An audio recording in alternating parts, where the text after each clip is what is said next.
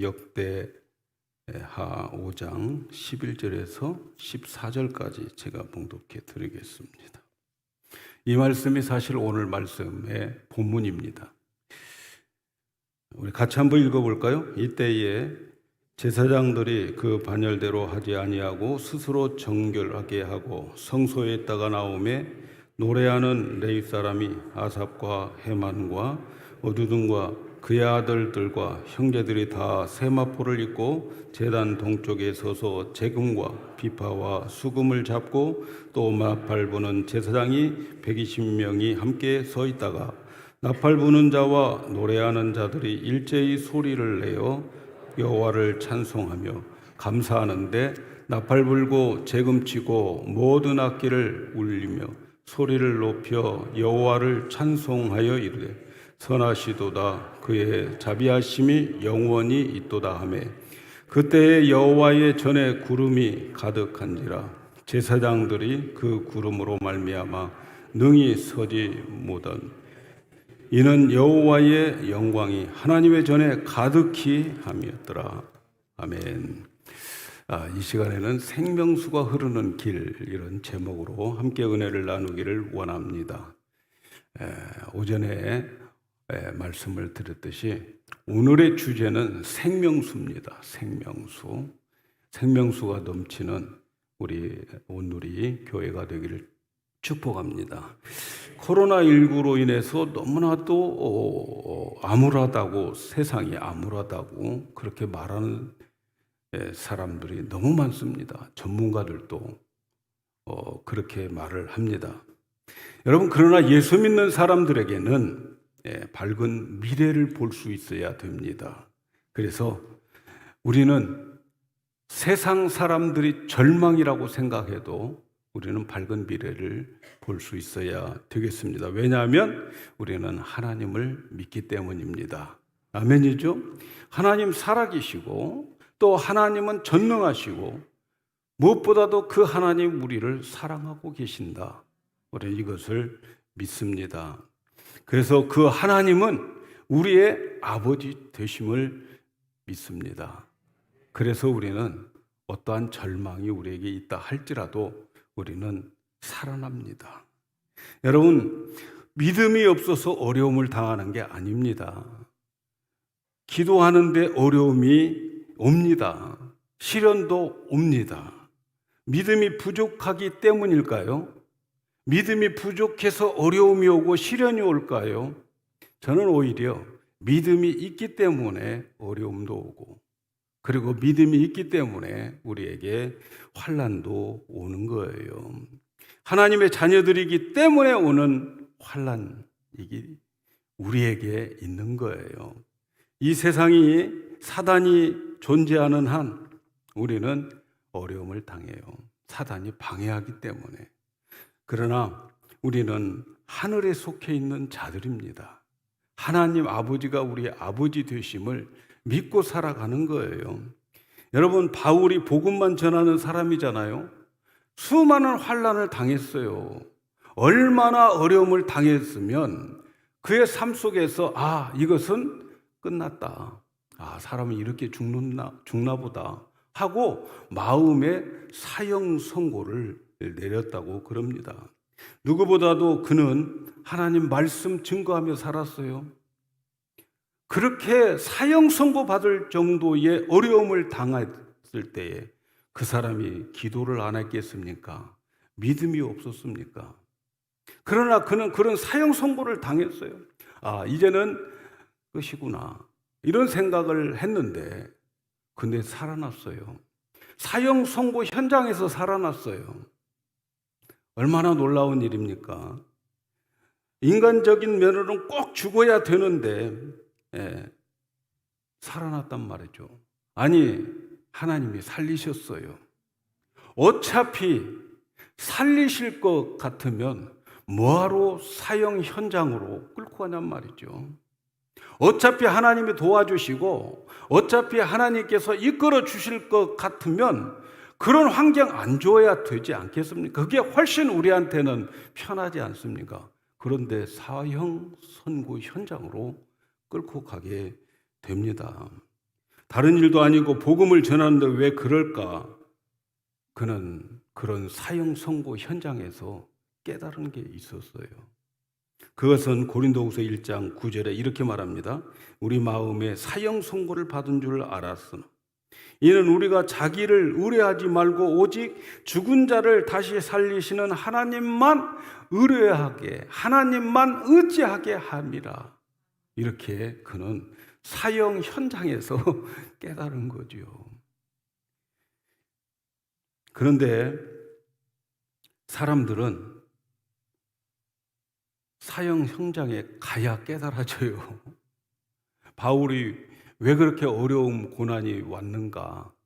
그런 것을 생각해 보니까 내가 지금까지 하나님 의지하는 줄 알았는데 내 마음속에 뭔가 또 의지하는 게 있나 보다.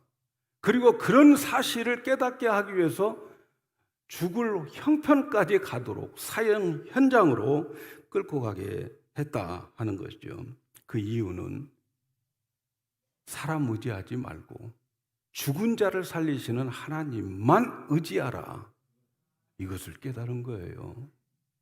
여러분, 우리가 이 세상을 살아갈 때에 자기를 의지하고 자기 힘을 믿고 자기가 옳다고 생각하고 자기가 할 수 있다고 생각하는 그 교만 때문에 우리는 사형 현장에 끌려가야 되는 거예요. 그래서 자기 의지하지 말고 사람 의지하지 말고 보이는 것 의지하지 말고 보이지 않는 그 하나님, 그 하나님이 우리 아버지이심을 믿고 그분만 의지하라.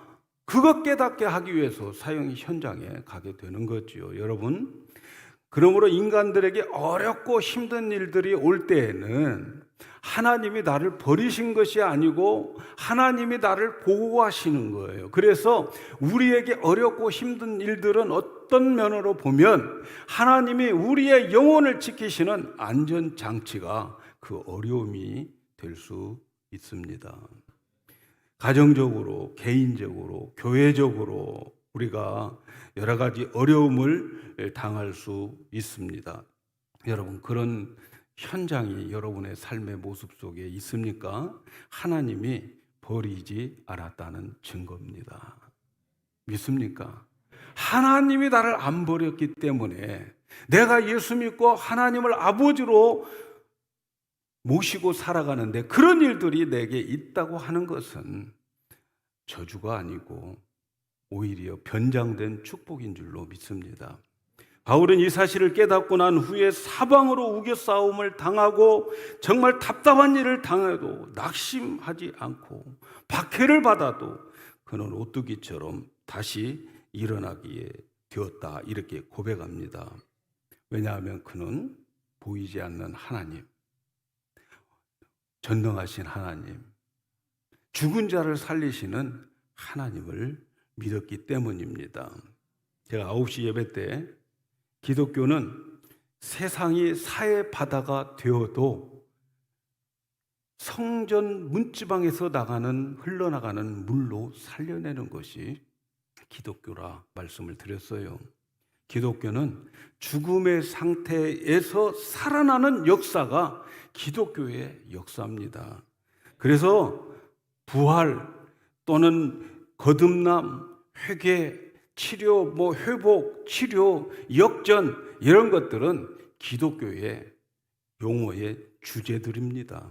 왜냐하면 교회는 생명수가 흐르고 있기 때문에 그 생명수가 닿는 곳마다 사해바다가 살아난 것처럼 살아나게 될 줄로 믿습니다. 그런데 사단은 끊임없이 그 생명수가 흘러가는 길을 막아요. 그래서 생명수를 마시지 못하게 만들어요. 사람들에게 낙심, 실망 이런 것을 만들어서 결국은 신앙을 포기하게 만들어요. 요즘 코로나19로 인해서 그 후로부터 얼마나 많은 성도들이 낙심하고 실망하고 포기하고 있는지 몰라요. 그러나 여러분들은 절대로 포기하지 마시기를 바랍니다. 절대로 포기하지 마세요. 기독교는 포기라고 하는 단어가 없어져야 돼요. 하나님을 믿는다면, 죽은 자를 살리시는 하나님을 믿는다면 포기라고 하는 단어를 사용하면 안 돼요. 그래서 여러분의 사전에 포기라고 하는 단어를 빼버리고 포기는 김장할 때만 쓰세요. 배추 셀 때. 그때만 쓰시면 되겠습니다. 우리에게는 포기가 없어요. 내가 포기하니까 하나님이 포기하신 거예요.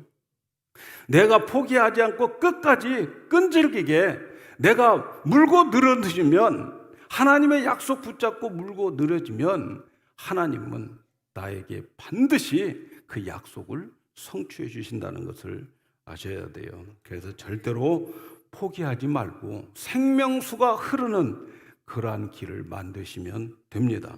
9시 예배 때 생명수는 살려내는 물이라고 그랬어요. 그래서 생수, 살려내는 물이다. 생명수는 새 하늘과 새 땅이 만들어지고 요한계시록 22장 1절 2절에 나오는 물이 생명수예요.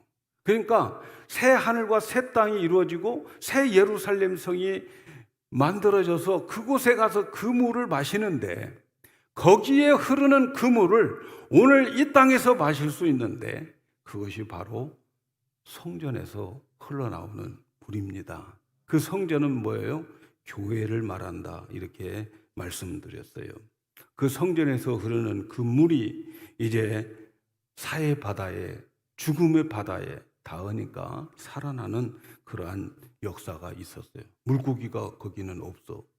식물도 생물도 없고 새들마저도 거기에 날아오지 않는 그곳에 그 생수가 성전의 문지방에서 흘러서 사해 바다에 닿게 되니까 거기에 모든 것들이 회복되고, 그리고 살아나고 없는 물고기가 생겨서 어부들이 그곳에 와서 그물을 내리게 되었다 하는 내용을 9시 예배 때 말씀을 드렸습니다. 그래서 이 성전은 오늘날 교회를 말합니다. 교회에서 생명수가 넘치게 되면 여러분, 세상은 살아납니다. 여러분의 주위에 사해바다 다 살아나게 되어져 있습니다. 근데 그 생명수가 무엇인가?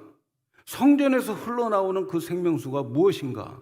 예수님께서는 너무나도 정확하게 말씀해 주셨는데, 요한복음 7장 38절 39절에 보면 나를 믿는 자는 성경의 이름과 같이, 에스겔 47장에 나온 그 말씀과 같이 배에서 생수가 흘러나오리라.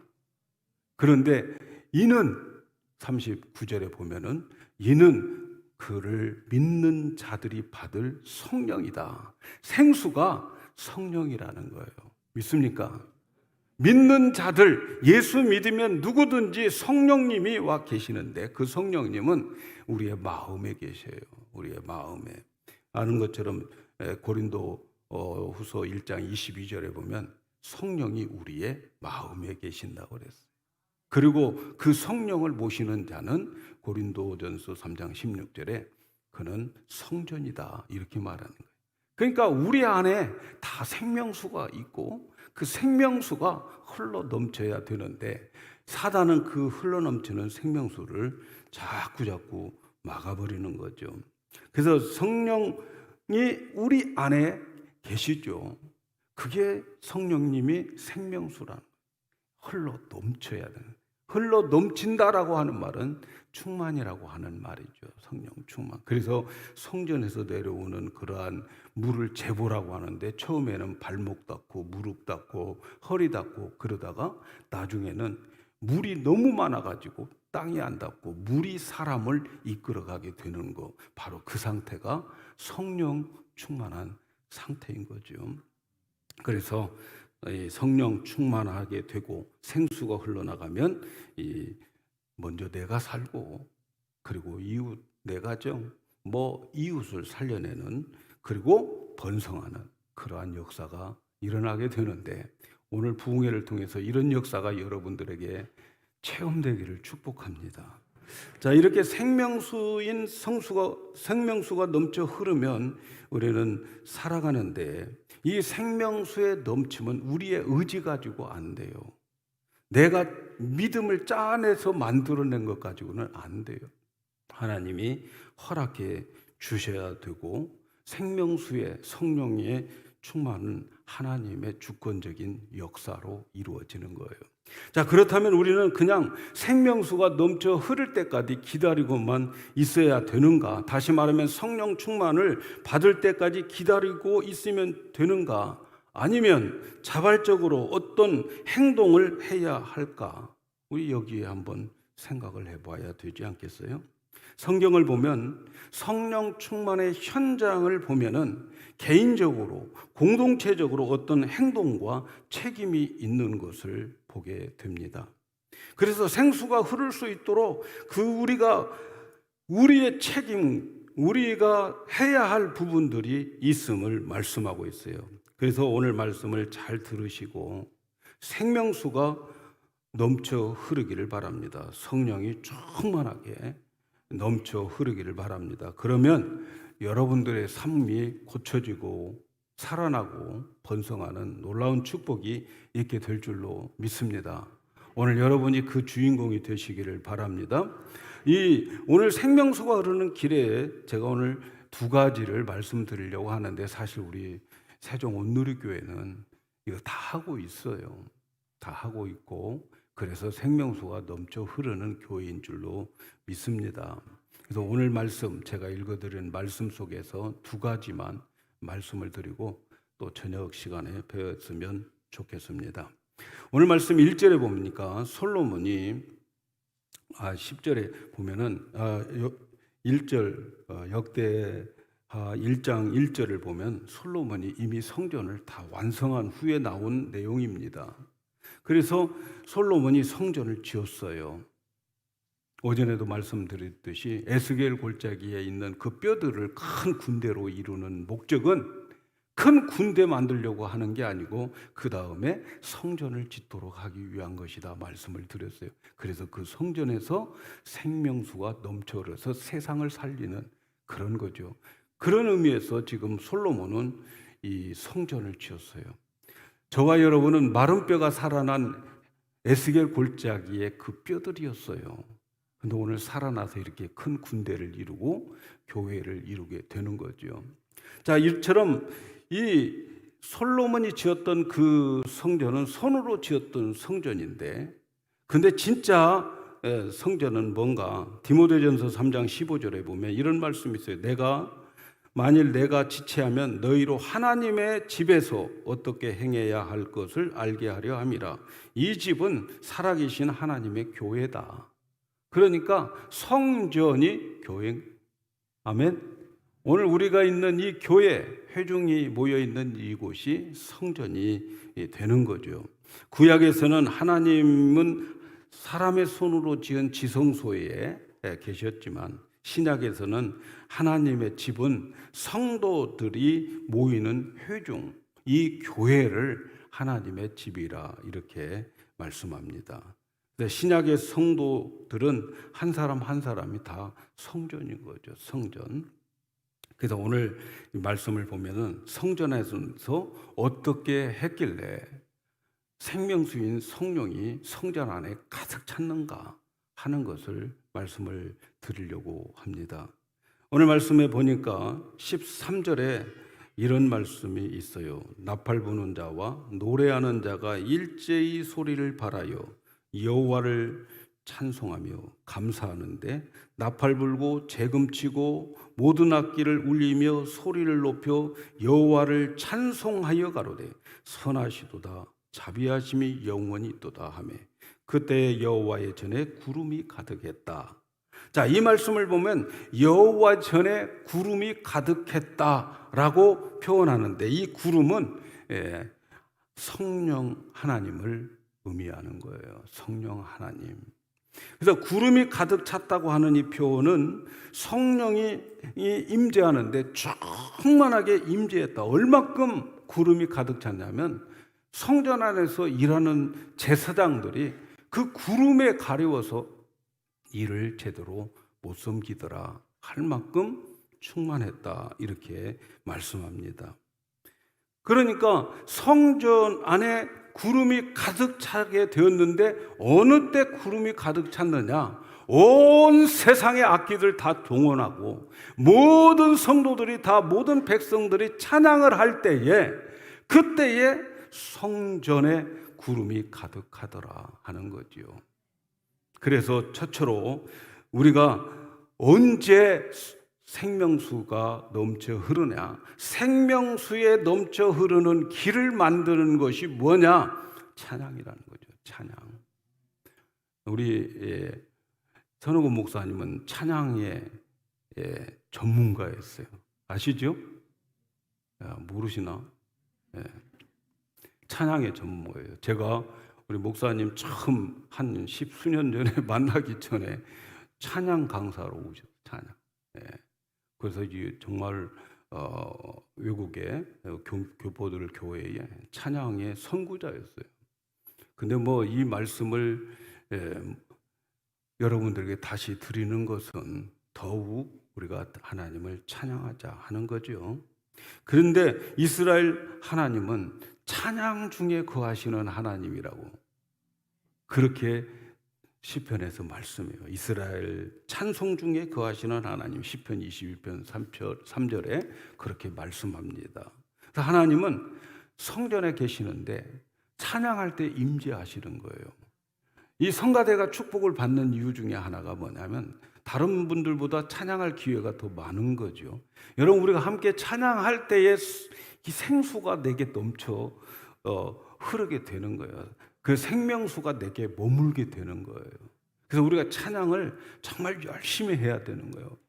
우리 교회는, 이 온누리 교회는 찬양을 정말 뜨겁게 열심히 하는데 더욱 뜨겁게 열심히 하시기를 바랍니다. 왜냐하면 생명수가 강물이 되어야 되기 때문에 그래요. 여러분이 찬양하는 중에 성령이 내게 임한다는 사실을 믿습니까? 여러분의 뜨거움과 여러분의 정성과 여러분의 열정이 얼마나 깊으냐에 따라서 그 생수의 양은 비례할 것입니다. 그냥 입만 우리가 벌려서 찬양하는 그런 찬양 말고 정말 내 속에 있는 무적갱이 있어요. 누구든지 다 보이지 않는 무적갱이 있는데 그 무적갱에 정말 하나님께서 충분히 넘치도록 채워줄 수 있도록 찬양이 있어야 돼요. 찬양이 넘쳐 흐르면 생명수가 그곳에 넘쳐 흐르는 거죠. 그리고 그런 곳에는 기적이 일어나게 되는 것을 우리가 보게 됩니다. 기적이 일어나죠. 여러분 잘 아는 대로 바울과 실라가 복음 전하다가 얻어맞고 모욕당하고 감옥에 갇히지요. 나 같으면 하나님, 아니 제가 뭐 놀러 다닙니까? 제가 하나님 위해서 복음을 위해서 이렇게 하는데 이 내 꼴이 뭡니까? 이렇게 불평불만할 수 있는데 그들은 찬양했다는 거 아닙니까? 그들이 찬양할 때에 옥문이 열리고 그들은 쇠고랑이 풀어지고 그런 기적이 일어났어요. 여러분, 나 같으면 그런 기적이 일어날 때 할렐루야 감사합니다 하고 뛰쳐나갔을 건데 안 나가잖아요. 왜 안 나갑니까? 그들은 내가 나가면 저 간수장이 죽을까? 안 나가고 있다가 간수장은 정작 나간 줄 알고 도망간 줄 알고 자결하려고 그랬잖아요. 그런데 네 몸에 손대지 말라. 우리 안 나갔어. 여기 있어. 여러분, 그 능력이 어디에서 나왔겠어요? 성령의 능력이죠. 찬양 중에 오는 능력이라고 믿습니다. 어렵고 힘듭니까? 여러분, 찬양할 기분이 안 생깁니까? 억지로라도 찬양하셔야 돼요. 억지로. 우리가 말이죠, 어렸을 때에 보면 수돗물 이렇게 펌프물 있잖아요. 그때에 보면 항상 옆에 어떤 빈 그릇에 물이 담겨져 있어요. 그런데 그 안에 있는 수도를 보면은 비어 있어요. 근데 그 물을 퍼가지고 넣고 막 이렇게 하면 그 안에 있는 물이 막 올라오는 거예요. 네? 그 올라오게 만드는 그 물을 마중물이라고 그래요. 마중물. 여러분, 찬양하기 힘들고 메말라 있어도 억지로 여러분들이 찬양하다 보면 성령께서 함께 해주셔서 깊은 곳에서 나오는 찬양을 우리에게 하게 만들어요. 그러면 그때에 성령이 임하게 되는 거지요. 사랑하는 여러분, 찬양 중에 거하시는 하나님은 구약이나 신약이나 다 동일해요. 그분은 언제든지 변하지 않고 특별히 공동체의 찬양 중에 성령의 임재가 강하게 역사하시는 거예요. 그래서 우리가 성전에서 찬양을 가득할 때에 솔로몬이 지은 그 성전에 구름이 가득한 것처럼 우리 교회가 그런 찬양을 통해서 생명수가 흘러가는 길을 만들면 여기에 참여하는 모든 심령들에게 생명수가 넘치고 그 생명수가 세상에 나가서 닿는 곳마다 살아나는 역사가 일어나게 될 줄로 믿습니다. 그래서 일 잘 될 때만 찬양하지 말고 병들었을 때도 찬양하십시오. 좀 망했어도 찬양하십시오. 하나님이 우리 아버지면 절대로 망할 수도 없고 망하지도 않습니다. 믿습니까? 아니, 아버지가 자기 자식 망하기 바라는 하나님이 어디가 있겠습니까? 생명수만 흘러넘치면 살아납니다. 그 흘러넘치는 생명수를 마실 수 있기를 축복합니다. 그래서 노래하는 데 있어서 노래도 중요하지만 노래의 가사도 중요해요. 뭐라고 노래합니까? 하나님은 선하시고 그의 인자하심이 영원하십니다. 여러분, 이 고백을 할 수 있다는 것은 엄청난 영적 깊은 곳에서 고백되어지는 고백이에요. 무슨 일을 만나든지 하나님은 선하시고 하나님은 사랑이다 이렇게 고백할 수 있다면 그 사람처럼 행복한 사람이 어디 있겠습니까? 이 세상에서 하나님이 나에게 주는 모든 것들, 하나님은 선하시지, 하나님은 또 인자하시지 이렇게 믿는 거예요. 제가 어렸을 때 말이죠. 오늘 조금 길게 하면 안 되죠? 제가 설교하기가 힘든 게 뭐냐면 줄이는 거예요. 성령님께서 역사하시는 것을 줄이는. 근데 정말 어렸을 때 힘들었을 때 납부금을 못 내가지고 쫓겨갈 때가 있었어요. 그때 이제 집에 가니까 부모님들이 한숨 푹푹 계시고 마루에서 갑자기 아들이 학교에서 나타났어요. 공부해야 될 시간 얼마나 괴롭겠습니까? 그래서 제가 교회로 이렇게 갔는데 교회에 갔을 때 지금도 우리 시골 교회는 그 교회가 있는데 문을 이렇게 딱 열면 양쪽에 기도실이 있는데 이쪽 기도실에 평신도들이 기도하는 기도실에 너는 기도할 수 있는데 왜 근심하느냐 이게 누가 써놨어요 붓글씨로. 제가 그때 그걸 딱 보면서 다른 생각 하나도 안 들었는데 싹 스쳐가는 생각이 뭐냐면 기도하면 되지. 우리 하나님은 나를 사랑한다지 뭐 자기 아들을 죽여가면서 나를 사랑했다지. 그리고 그 하나님은 전능하신 하나님이라고 하지. 그래서 그 한 뒤에서 한 세 번째 정도 의자에 가서 혼자 기도를 했어요. 하나님 믿습니다. 하나님 나를 사랑한 걸 믿습니다. 그리고 하나님은 전지전능함을 믿습니다. 그러니까 하나님 내 인생 망하지 않을 줄로 믿습니다. 하나님이 나를 사랑하니까 딱 그 세 마디의 기도를 하고 나오는데요. 세상을 다 가지는 것 같더라고요. 그 후로부터는 어떤 일을 만나도 하나님은 나를 사랑하시니까 이런 일을 주시지 이렇게 늘 마음속에 되새기면서 하나님은 사랑이시야 이렇게 고백하면서 살아왔어요. 지금까지. 여러분 하나님은 선하심을 믿으시기 바랍니다. 그래서 나는 어떤 일이 내게 있어도 내 인생, 내 영혼 망하지 않는다. 저는 그렇게 믿고 살아갑니다. 여러분도 그런 믿음이 있기를 축복합니다.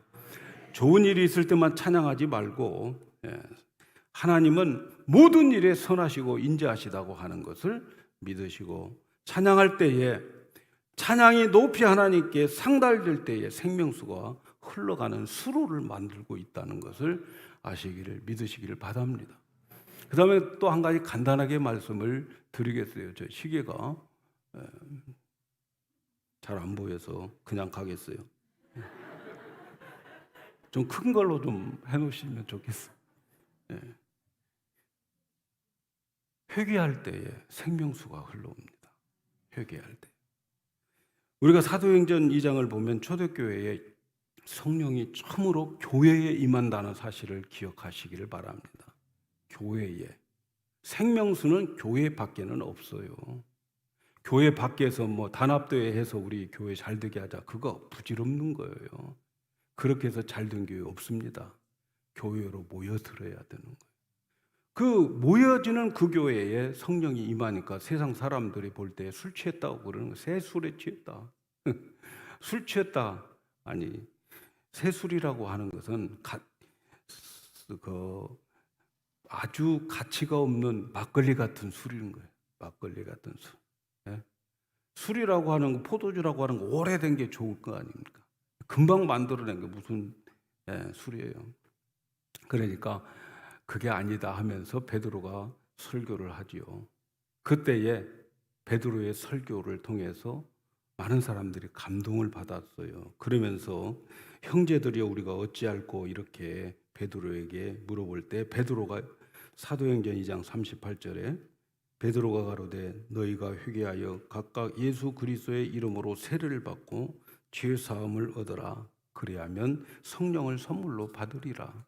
회개할 때 선물로 성령을 받는다. 이렇게 말씀합니다. 여러분, 성령의 흐름, 생명수의 흐름은 회개하는 길을 따라서 오게 되는 거예요. 우리가 회개하면 그게 생명수의 길이 만들어지게 된다는 거죠. 그래서 그 생명수가 오면 살아나고 번성하고 회복되어지는 역사가 있게 되는 거죠. 성령이 임하기 전에 나타나는 현상은 누구든지 성령이 임하기 전에는요, 자기 자신의 죄를 깨닫게 하는 은혜가 와요. 내가 무엇을 잘못했는지 그 은혜가 오게 됩니다. 근데 어느 날 성령이 강하게 역사하려고 할 때는 그동안에 저질렀던 죄악상들, 또 제멋대로 살아온 무지와 교만을 절실히 깨닫고 내가 어떻게 이렇게 살아왔지 하는 생각을 하나님이 은혜를 주셔서 그렇게 생각하게 만들어요. 그 마음이 와야 열리는 거예요. 이러한 마음이 여러분 매일 오는 게 아닙니다. 일생에 한두 번, 세 번 와요. 그 기회를 놓치면 안 되는 거예요. 그 기회가 바로 이 시간이 되기를 축복합니다. 보통 사람들은 정상적으로는 너무나도 무지해서 잘 깨닫지 몰라요. 깨닫지를 못해요. 자기가 옳은 줄 압니다. 그래서 하나님은 어떤 계기를 사람들에게 주는 거예요. 어떤 계기, 여러분에게 어떤 계기를 줘요. 때로는 병을 들게 하고, 때로는 사업에 손을 대기도 하고, 자녀들의 손을 대기도 하고, 하여튼 하나님이 손댈 때 제일 저급하게 제일 수준 낮은 사랑은 말이에요, 물질입니다. 물질. 우리는 물질이 없어지면 세상이 다 없어질 걸로 생각하는데 하나님은 제일로 약하게 우리에게 깨닫게 하는 방법 중에 하나가 물질입니다. 물질 없어졌을 때 우리는 뭐 세상이 다 무너진 것 같은데 하나님 입장에서는 제일 낮은 거예요. 그래도 말 안 들면 건강을 해칩니다. 건강. 그리고도 안 되면 명예를 온 세상에 까불려서 창피하게 만드는 거죠. 이런 것들이 있어요. 어쨌든 하나님께서 이런 계기를 주시는데 여러 가지 상황을 통해서 주십니다. 수개월 동안 정신적인 번민을 하게 한다든가, 이러다가 어느 날 성령께서 나에게 어떤 회개의 계기를 주십니다. 그때에 바로 회개를 하셔야 돼요. 마음에 찔림이 왔을 때 그때 회개를 해야 됩니다. 왜?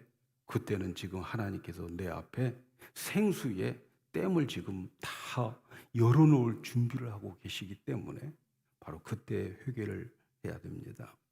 그리고 그때 회개하면 생명수가 넘쳐 흐르게 됩니다.